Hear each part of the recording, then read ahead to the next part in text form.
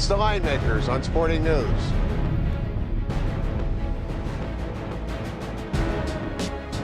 Monday Night Basketball Western Conference Semifinals. Game 4 for Memphis. The Grizzlies had a commanding 2-1 lead, or it appears commanding. Welcome to the Linemakers on Sporting News. I'm Micah Roberts with Rick Karen at the beautiful South Point Race and Sportsbook. Rick, what were your thoughts on Game 3? The game just got over with.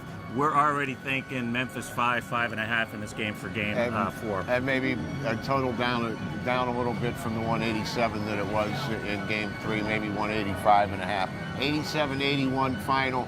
If you had the Thunder, it was really a bad beat with Kevin Durant, 90% free throw shooter in his career, missing 2 free throws with 10 seconds to play, and you lose by 6 if you were getting the 5.5. It's a tough beat, but Memphis is controlling the tempo of the game. Oklahoma City wants to run it, and they want to get it up and down the floor. They want to play at a faster tempo, and the Grizzlies aren't letting them. And they are controlling the tempo. They're big, they're physical, they're deep. Neither team shot it well in this game. Like, it's like 35% for the Thunder, 40% for the Grizzlies.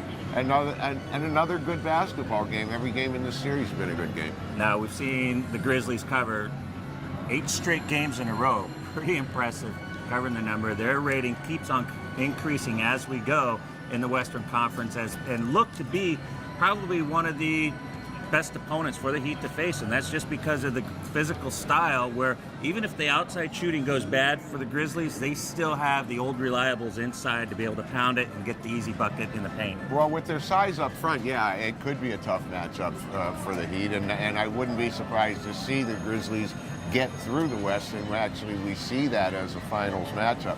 You know, I mean, Gasol and Randolph are big bodies up front, and they're tough. The Grizzlies are 10 deep.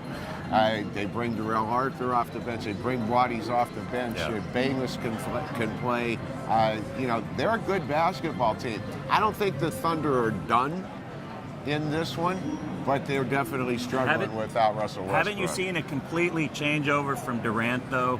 When he's got to be out there by himself with no wingman, no Robin to his Batman, he looks like he's kind of out of place of sorts and hasn't really experienced this type of where everything's on his shoulder and nobody else taking the load. We saw the missed free throws at the end of Game 3 that were pivotal for them to win. He missed 2 in a row. You never see him do that. Ever. And, well, you know, he was averaging 35.5 a game without Westbrook prior to Game 3. I think he had 25 in Game 3.